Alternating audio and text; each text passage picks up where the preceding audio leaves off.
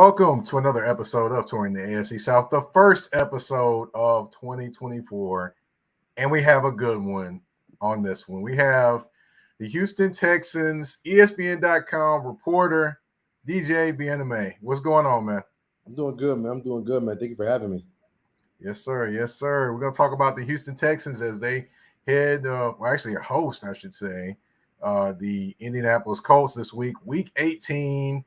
Win or go home. Woo. Texans versus Colts. I can't wait to see it on Saturday night. But first, of course, got to take care of a little housekeeping as well. Of course, I got to thank the sponsors. One of those sponsors is Manscaped, manscaped.com. You can go there and get 20% off plus free shipping with the promo code AFC South. So if you miss Christmas for somebody go to manscaped.com, put in the code AFC South, manscaped.com, free shipping, 20% off. Thanks to me. You're welcome. But, of course, before we get into the Texans versus the Colts, I open up every show with the Get It Off Your Chest segment.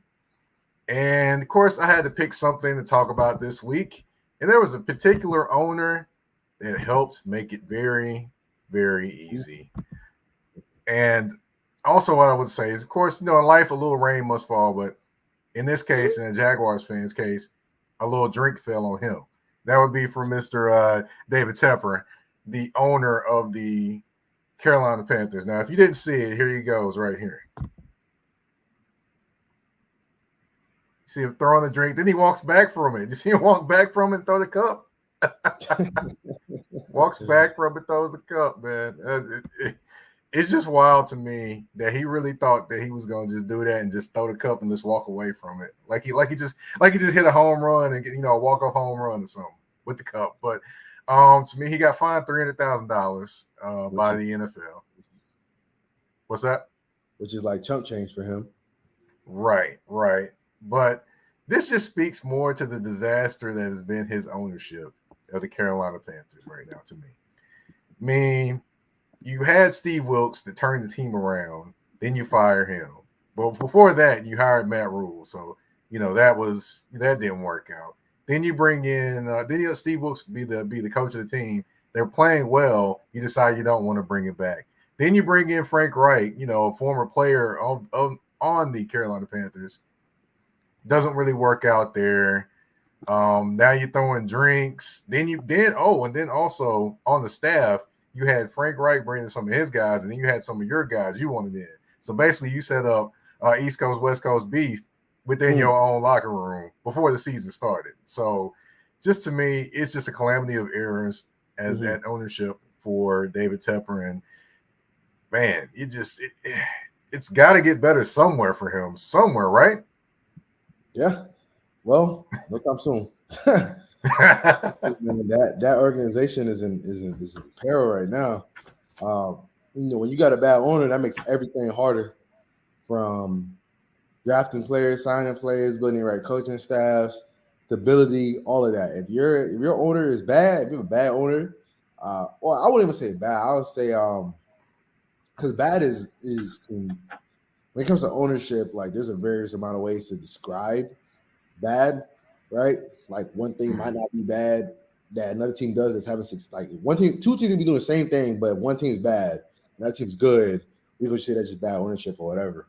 So the actual phrasing of the word bad, I would say dysfunctional ownership is probably the most quantifiable way to describe the Panthers situation right now with Tepper. In that regard, from hiring a coach, bringing in all those guys, and then firing them, not even through their first full season, firing them and getting rid of them. Then when you have a rookie quarterback, that could stunt his development, even though he wasn't developing that much that year anyway. But again, firing Frank Reich, mortgaging a lot of the future to trade for Bryce, like that seemed smart on its surface because they thought they were closer, but in reality they weren't as close as they thought. And then instead of being all right, it's gonna be a little more of a rebuild. Let's be patient. Just fires Frank, So this is all part of it, right? Where he's been extremely successful and he can't handle when things aren't going as well right now. Right.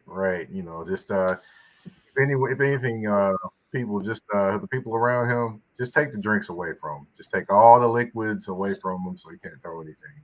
He can't pick up a chair and throw. He can't do that. So no, but that's the he might. I don't know. He might be into wrestling. But that's the get off your chest segment for this episode, of course. And we got to get into the Texans and the Colts. But first, we got to get into that whooping that the Texans put on the Titans on Sunday. Man, that was a pretty sound one that they put on there. Of course, did you expect the Texans to dominate the Titans like that Sunday? Yep, absolutely. Because you got to remember, like when they played the Texans in Nashville a couple weeks ago, I think the Texans only gave like 9 points on offense. Mm-hmm. So they gave them 9 points, and they had a backup quarterback out there. If you have a quarterback that's struggling a little, offense is not moving it with great efficiency. I think they did have overall. I think they might have had like 350 total yards, of total offense. But they punted a decent amount, and the Titans didn't capitalize on it. They got the ball multiple times in overtime, and did not even come close to even a field goal. So, yeah, like I knew once they had CJ back, because they had that game without Nico and CJ, and the Texans were still able to win. So once they got their better players back, the starting quarterback, their best receiver, yeah, like that was to be expected because there was nothing the Titans could do schematically to fix their biggest issue, which was the trenches, their O-line, their O-line versus the Texans D-line. And even with their best pass rusher, Jonathan Yard, being out, still, they had, I think, 6 sacks, right? Williamson gets 2. They were still getting money. So that wasn't going to be able to be fixed in 2 weeks. Now they played week 3, like how they played the Jaguars week 3, and then they saw them later on, like how the Jaguars saw them later on, got the win. Cool, but 2 weeks ago, they were in a very tough position because their issues couldn't be fixed within 2 weeks. Gotcha. Yeah, that's for sure. Yeah, the trenches definitely. The Texans definitely showed out in terms of the defensive line. Not even the full defensive line. Still, that Malik Collins wasn't even there either. So it was definitely a dominant performance by that defensive line of the Texans. And also, like you mentioned, the return of C.J. Stroud. I just think that the return of C.J. Stroud gave a tremendous boost to the entire team as well, just with his energy and his leadership that he provides to that team. Am I correct with the energy being a little bit different with him being in there? Yeah, for sure. I think the confidence level is a lot higher. Confidence level goes from like, okay, maybe we can sneak into like we can win playoff games with us. So I would say, yeah, that's the difference when CJ's out there versus when he's not out there. And that's no disrespect to like Davis Mills or Case Keenum, but that's just the reality of the matter, right? Like CJ has been one of the best rookie quarterbacks ever, and has played at a top 10 level this year. When you factor in injuries to it's going to be hard to find 10 quarterbacks who've been better than CJ when you include the fact that Aaron, Kurt, Joe Burrow, they've been out, and a few other guys that are good or were supposed to be good got benched, things of that nature. When you factor all that in, it's hard to find 10 other guys that have been better throughout the season than CJ. So like you going from CJ to maybe like 28th to 29th or 30th best quarterback in the league, it's going to be a big drop off. So now that they have CJ back, they're in a way different position. They're in a way better spot, and there's more confidence within the team. That's why today someone put out a question like, who gets the most credit for the turnaround this year? I said, as long as the conversation starts with CJ, then you can fill in with everybody else, because we literally saw what this team looked like when he wasn't out there. I was talking to a player sometime throughout the season, and basically saying like not that DeMeco and Nick don't deserve their credit. They do deserve their credit, but that at the end of the day, it's a quarterback league. And the fact that they got a quarterback, there's a difference between being a team that can sneak into the playoffs and get lucky, or a team that can legitimately vie for the division and possibly be able to win a playoff game, and regardless if you win a playoff game or not, be able to win down the line, be able to win when it matters most down the line in years, like 2024, 2025, 2026. You'll have CJ in year 2, 3, 4. So you have a chance to be able to get that championship back. Right. And Of course, you got to also mention, like you mentioned, the defensive line for Houston was dominant, but I got to give some love to just the entire defense. They only gave up 11 first downs, 187 total yards, allowed 6 sacks, and a fumble return for a touchdown. If that's not a dominant performance, I don't know what is. And it seems like they're kind of putting things together a little bit more around the right time, which is heading towards potential playoff berth. Yeah, no, I mean, again, like their secondary has been pretty good too. I don't know. They flash goodness a lot of times throughout the year, like the ability to be really good. They've had their ups and downs. Like it is what it is. I thought the secondary could be like a top 10 unit, top 5 unit. They haven't been that, sadly. Mainly because again, a bunch of injuries, guys in our line, like Stingley missing time, Jalen Peter missing time, Jimmy Ward's missing time. So they've only had like a couple of games where their best 5 DBs have actually been all out there together. But as you said, the whole defense played phenomenally against the Titans. And you have Steven Nelson and Derek Stingley. Granted, they didn't get targeted that much. They didn't give that many catches. But like that two duo, they've caught 9 receptions this year, which is I think top 5 amongst cornerback duos. They're top 5 in that regard. And then linebacker spot, Blake Cashman coming back. I think PFF has him ranked as a top 10 linebacker. Like the defense has played very well. Like beyond this D line, like each level has a guy that has played good football. I think Derek Stingley has a chance to be a Pro Bowler. Denard has a chance to be a Pro Bowler. Blake Cashman has a chance to be a Pro Bowl alternate, in my opinion. But again, like they have a guy at each level. They just gotta, and Christian Harris has gotten better as the years progress. Now, can they be able to put it together for 4 quarters on Sunday? They're gonna need it, mainly because the offense without Tank Dell doesn't have the same pop that it does with him. So they're not, I don't know if they're necessarily going to be a team that's going to score 30 plus this week, but if the defense shows up, they won't have to. Right.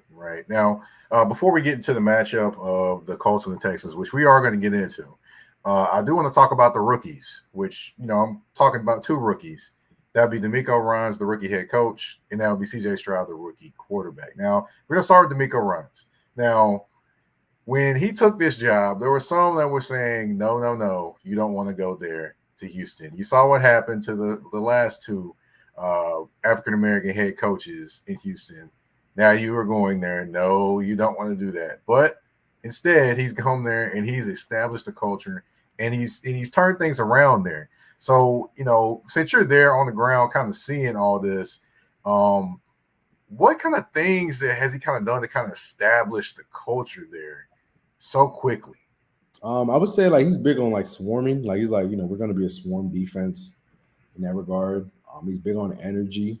Like he brings a lot of energy week in and week out. And obviously him being a former player has helped him being able to connect to the guys. And I think that's probably the most important part is can you connect to the guys day in and day out? And he's been able to do that at a very, very high level in that regard, in all honesty. So I think that's mainly what it's been. Him being able to establish his culture through energy, accountability. He really grinds them. Like he grinds them hard. I'm not gonna lie to you. When I mean hard, like he works them boys. Like he works these guys. So like they've been able to weather the storm earlier in the year. Because they did start 0-2, and they were looking like the same old Texans, but then they were able to turn it around. They're 9-5 since the 0-2 start. So they've been able to even get in this position. And if they win, they'll be 10-5 since starting 0-2, and they'll be one of the few teams that not a few, because a bunch of teams have done it, but like it's actually not as common. Teams start 0-2, they turn it around and make the playoffs.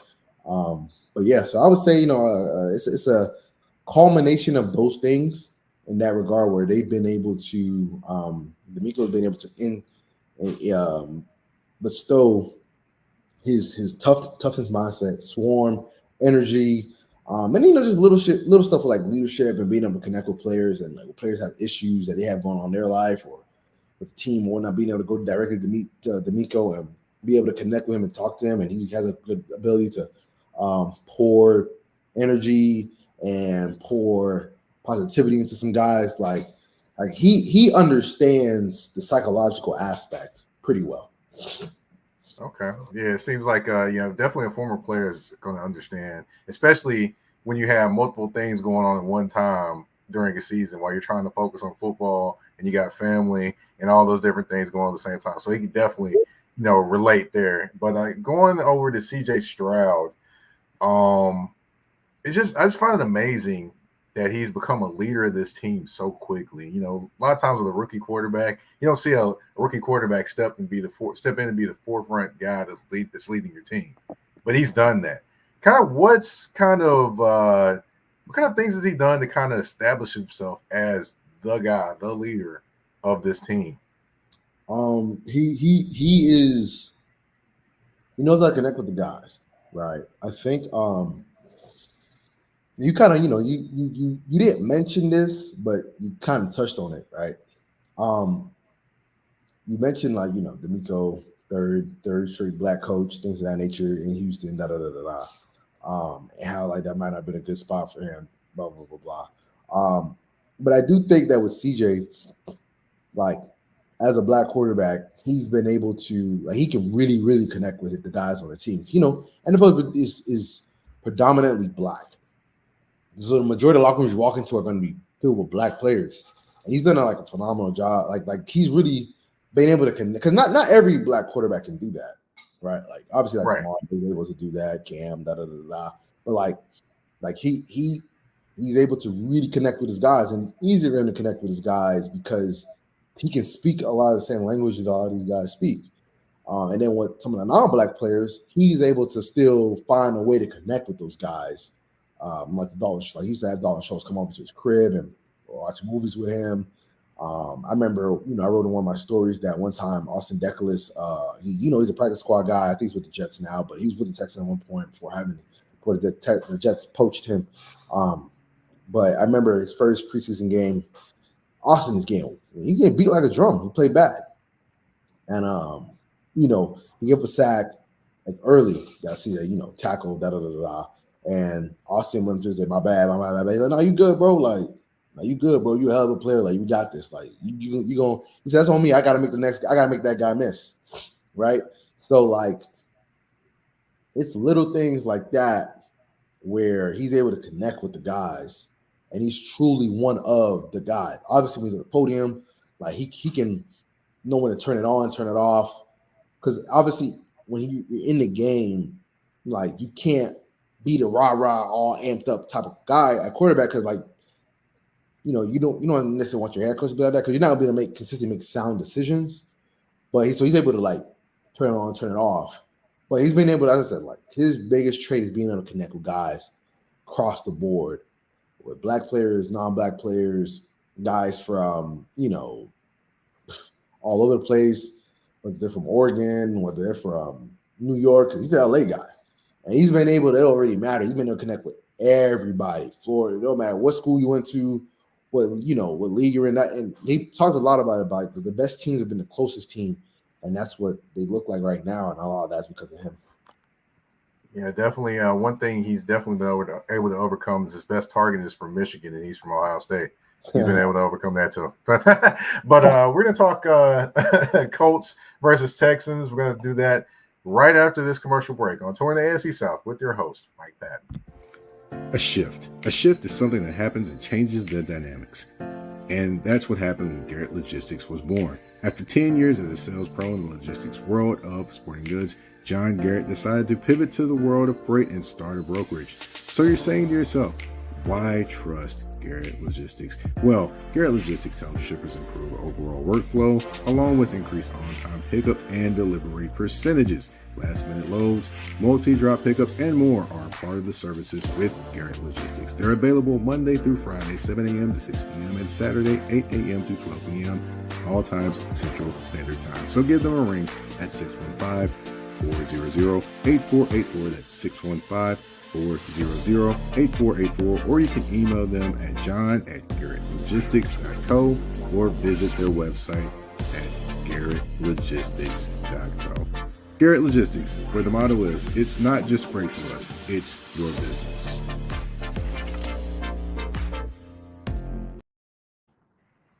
All right, and we are back touring the AFC South with DJ Bien-Aime. And of course, we do have to talk Colts versus Texans. Week 18, winner makes the playoffs is the way it sets up. Basically, Colts win, they go. Texans win, they go. But the caveat is if the if the Jaguars lose to the Titans, which, I wouldn't say that's going to happen, but we've seen stranger things happen. That happens, the winner could be the winner of the AFC South as well. So it's going to be fun. It's going to be fun on Saturday night watching this game for sure, for sure. So I've got to ask, the Houston D line, you did mention that. Of course, they were missing a couple pieces. They were missing Malik Collins. They were also missing Jonathan Bernard. They're going to be. Are those guys going to be back for this week? I would lean towards I would lean toward all those guys will be back, and they're going to need all those guys because obviously the Colts have a really good rushing attack, led by Jonathan Taylor. But I do think those guys should be back, will be back. I think they're going to be as healthy as possible for a game of this magnitude. Gotcha. Now, like you mentioned, they do have a good running attack, and they do. Good gracious, can I talk today? Good gracious. No, we all been there. But they do have a very solid offensive line. I mean, you got Quentin Nelson. You got Ryan Kelly in there. You got Will Fries, Braden Smith. You got those guys all together in there. And they have actually done better than what a lot of people thought they would do. And they're pretty solid. So, what kind of things do you think that the Texans are going to kind of throw at them? Are they going to throw at them some things that, some little wrinkles out there that maybe people aren't thinking about to kind of maybe throw this offensive line off their game just a little bit? Nah, because like DeMeco, first, second downs, he isn't really that creative in that regard. Like it's more like, we're gonna rely on our front four to be dominant, and that's gonna be the driving force behind it. So I think they're not gonna throw anything new, like we're gonna do, because there's only so much you can actually do from a creativity standpoint in a run game. You kind of need your defensive line to be men and really like drive them off the ball and things of that nature and control line of scrimmage. And they've done that for the majority of this year. Like I just looked it up. Like the Texans actually are third in the NFL in rushing yards allowed per game. So the fact they only allow 88 per game. So the fact that they're even in that breath speaks volumes to what how much DeMeco has been able to turn that unit around. So yeah, I would say I don't think they'll do anything different in that regard, right? They're penetrating front, one gappers on the D line. They'll have one guy in the 3 tech, one D tackle and 2 I, and they're all going to just jump off. They're all going to try to get knocked back and rush up the field for the most part. The linebackers filling the gaps. From that perspective, it's going to require Denzel Perryman and Blake kind of be on their A game in that regard, because I'm going to anticipate that they're going to see a heavy dosage of them running the ball. So yeah, I don't think they're going to throw any wrinkles in the run game. I mean, in the run defense aspect, I think they're going to, for the most part, ask their guys to earn their money and earn their status, because they've invested a decent amount in the O-line. That's for sure. Like their O-line is not only their D-line. They've got a line of D-line. Will Anderson is former first-round pick, number 3 overall pick. Jonathan Gennard, he's a 3rd-round pick and 12.5 sacks. Malik Collins, they extended him. Sheldon, they're paying him over $10 million. So yeah, they invested, man. No, they've legitimately invested. So the Colts are they're 13th in the 13th in yards rushing per game, but we'll see what that matchup is going to look like. How can they match their physicality? Right. It's going to be physical in there, and I'm definitely looking forward to it. As a former college defensive back and former safety, I love the physical parts of the game, man. So I'm definitely looking for the physical hits and who's going to be the tough guy that stands up that's left standing at the end. Also, of course, you did mention, not very many wrinkles in the, run stopping portion of the game. I expect some in the passing in terms of pass rush, potentially, a little bit in when DeMeco was the defense coordinator out in San Francisco, every now and again he throw a blitz in there with Fred Warner, and of course Fred Warner being the athlete he is would get through there and make something happen. So I would be interested to see if he's probably going to do any of those type of things. But the one matchup I do want to look at is when the Colts do pass the football. That would be Michael Pittman Jr. versus that secondary. Now, I know Stingley will probably get some chances, maybe Steven Nelson as well. But, mainly I would like to see Stingley take on Michael Pittman Jr. and to see how that matchup kind of plays out. Do you expect him to kind of go a little bit more zone, or do you expect him to maybe throw a little man? Because I know, with the 49ers, more zone than man. Do you expect him kind of to maybe throw a little bit of man in there to kind of go towards Stingley's forte, towards Michael Pittman Jr., or just to kind of stick mainly to the zone? Yeah, they're more of a zone team. They'll go some man on third down, but they're mainly a zone team. They don't necessarily that's not something they do much of. Like the Bengals game, they had some moments where they were going they'll go man on third down here and there. But that's not really their bag. Not sure why, because they have the guys to do it, but that's not necessarily what they do. However, they do go a lot of quarters, and quarters, once it goes vertical, turns into man, as you would know as a safety, college safety. It does turn into man at that point. So I would say that Sting.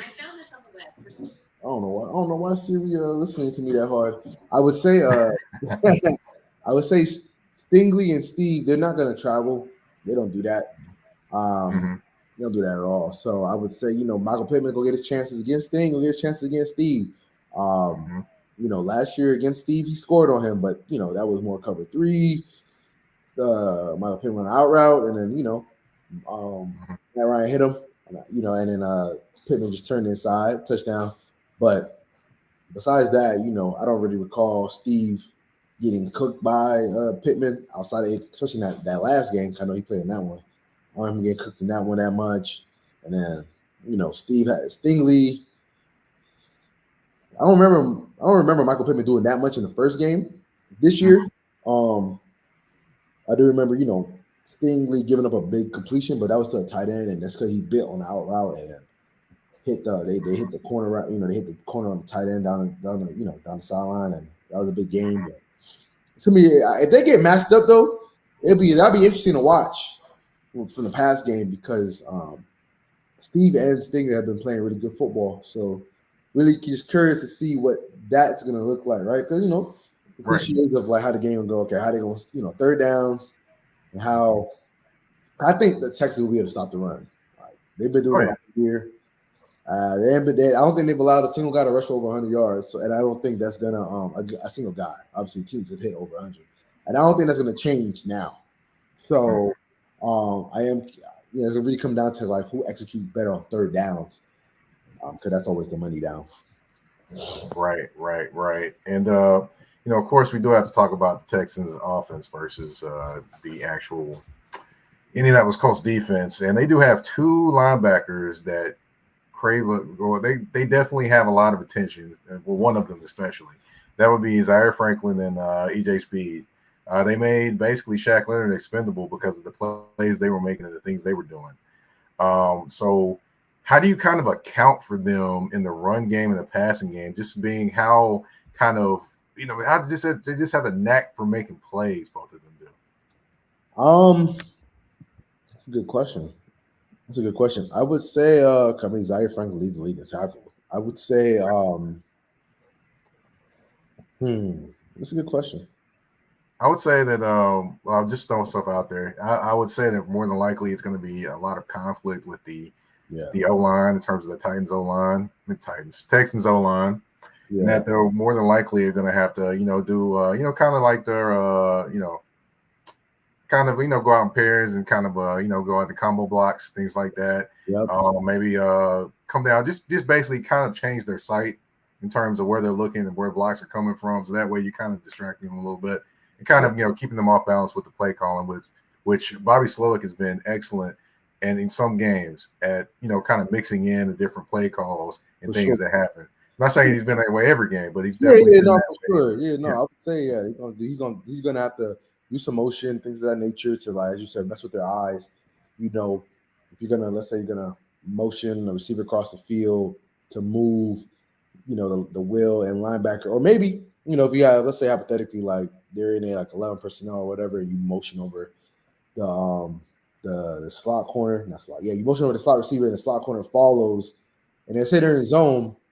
Most likely, hopefully, if you can get it the way you want it to, you could possibly get it to where the slot corner gets into the box, and then they just bump out and they bump that, that linebacker that was, I guess at that point would be, I want to say would be the strong safety, would be the Sam linebacker, bump him out to slot, and now you kind of have that little window. If you do that motion, boom, pitch throw, you throw in that little window, or you can run in that, you can run towards that slot corner. At that point, now you have numbers and you have size.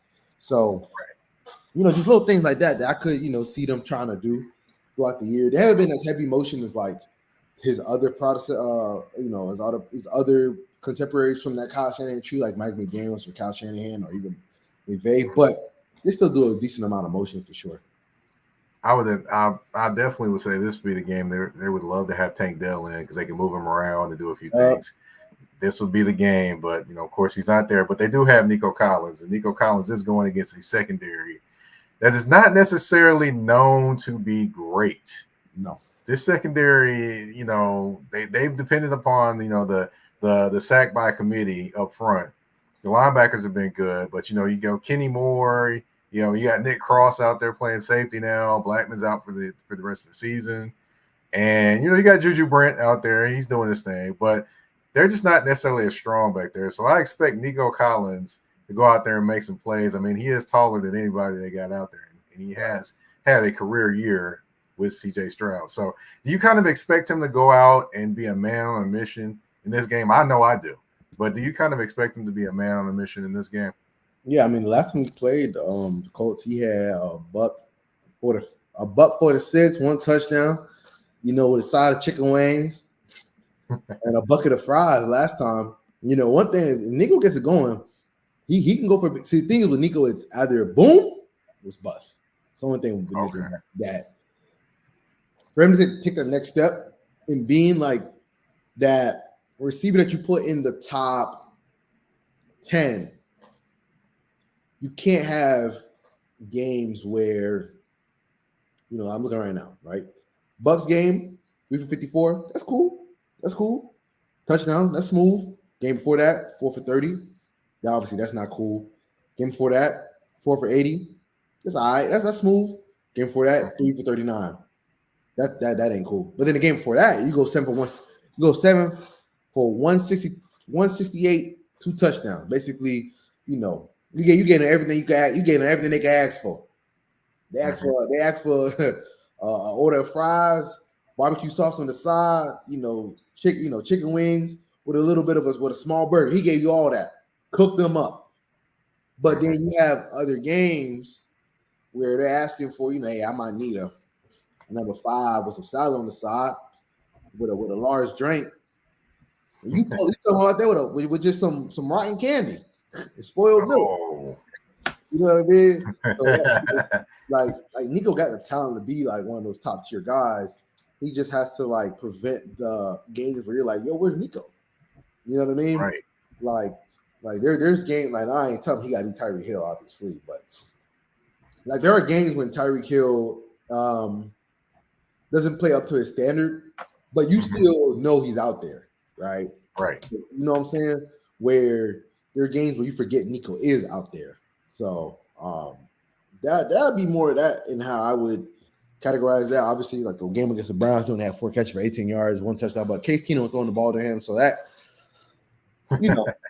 yeah, like I ain't gonna hold too much of that against them. Mm-hmm. So yeah, I mean, I would say like, because he was actually coming on strong, so he hurt his calf because the Jaguars game and the Broncos game. I think he had almost 300 yards in those 2 games. I think he had 295, 2 touchdowns. You know what I'm saying? That's impressive. It's just like the consistency. Now we don't need 190 every single week, but we can't have games where you have like 30, 50, 60. Like, if you're gonna be that guy, you got to be able to at least the base got to be like in that 70 range. Right. And now another guy I will say that and then we'll conclude the show. But another guy I would say that I'm definitely looking forward to seeing is Motor. They call him Motor, but I call him Singletary. For those that don't know, it's Devin Singletary. Yep. But anyway, he definitely is a guy that's exciting to watch. He's a little bitty guy, but he fits this offense to a T. For some, he just fits it to a T better than Dameon Pierce does to me. Yeah. So. Yeah, it's going to be interesting to watch him and see if he can kind of find those creases, and if they're able to create those creases. We know with DeForest Buckner being in there and all, but it's going to be interesting just to watch. And I think he could be an X factor in this game potentially. Yeah, Devin Singletary has saved their running game. Like, their running game wasn't crap.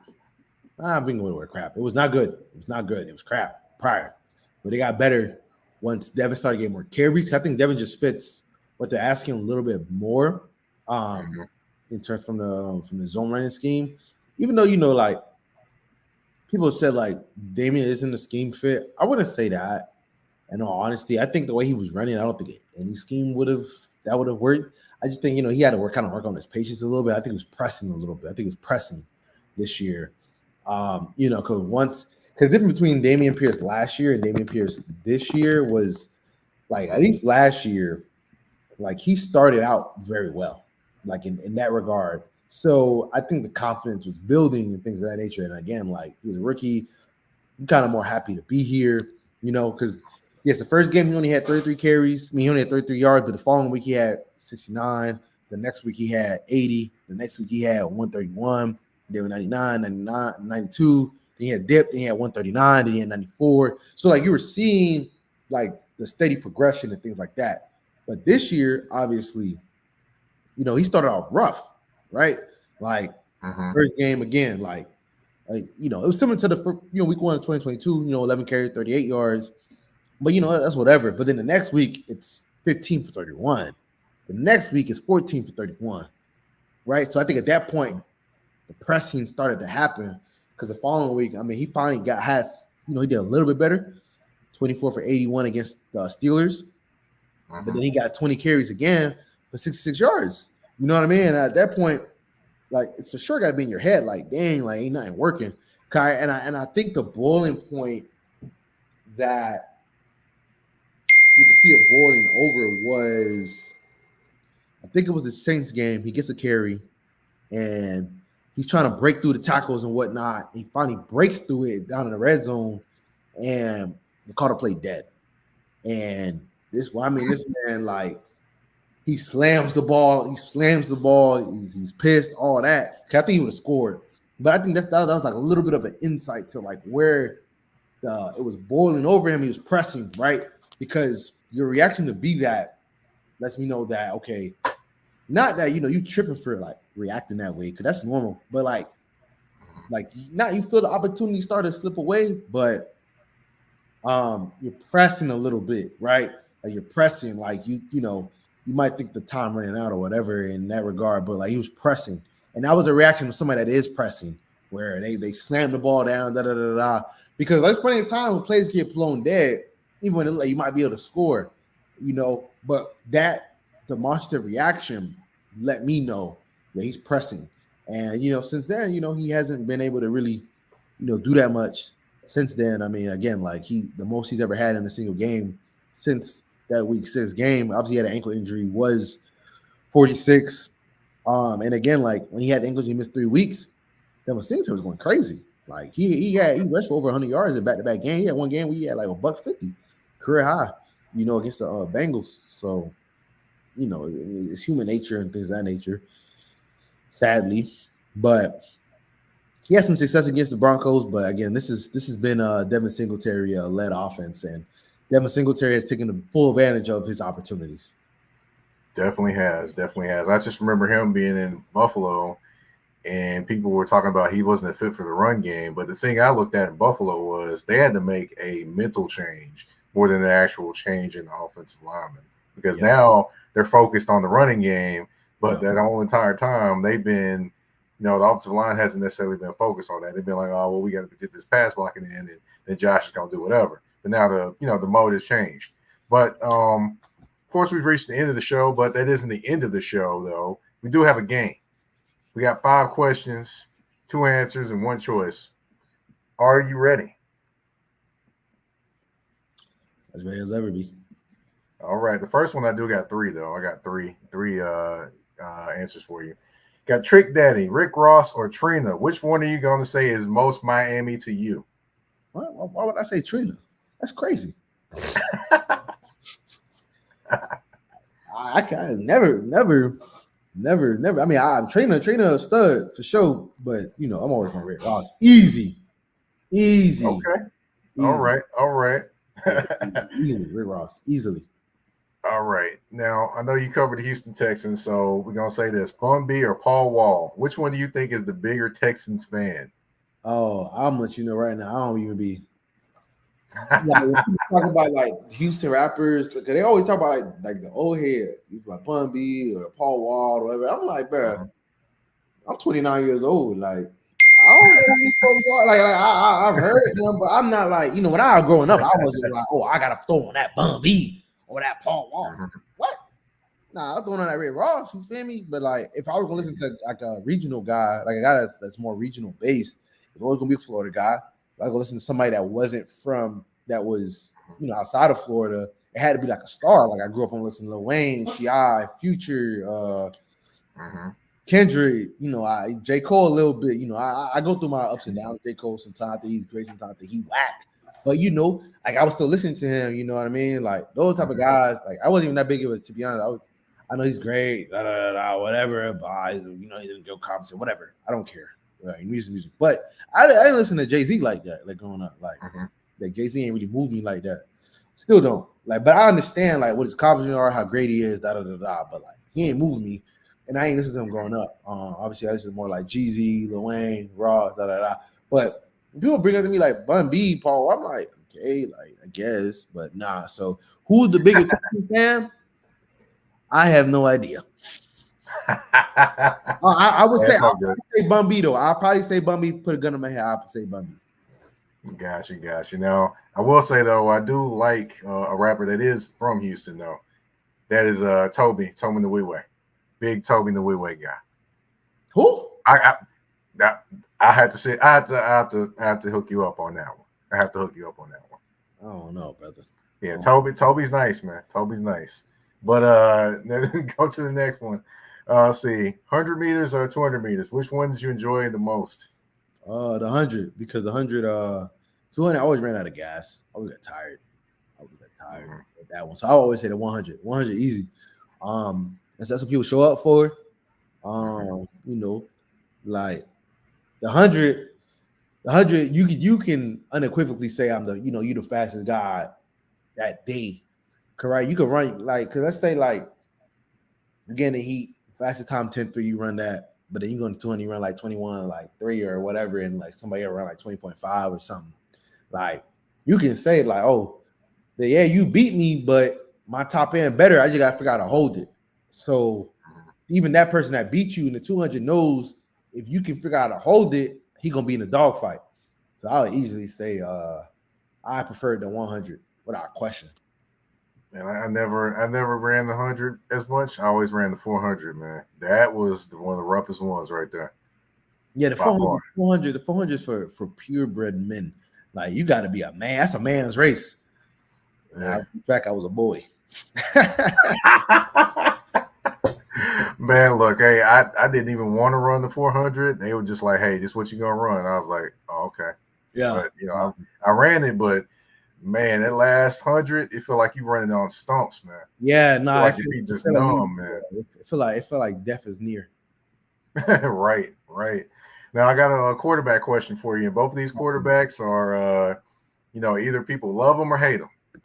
Brock Purdy or Dak Prescott? Which QB are you taking if you have to take one? Is that a question? It's Dak. Yeah. Okay. Yeah, without question.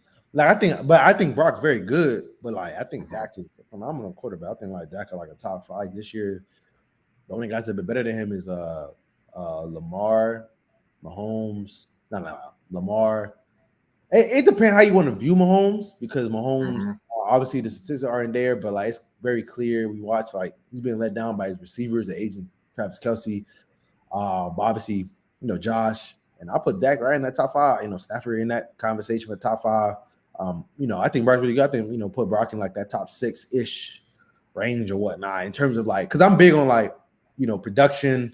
I'm big on production, like we could talk about the what if system, like people get paid based off of what they produce in a discussion. You know what I mean? Like we can discuss, the hypotheticals because like, that's what we like to do. I feel like we discuss hypotheticals because that makes us because we feel like I think in media, like discuss hypotheticals, we feel empowered when we discuss that.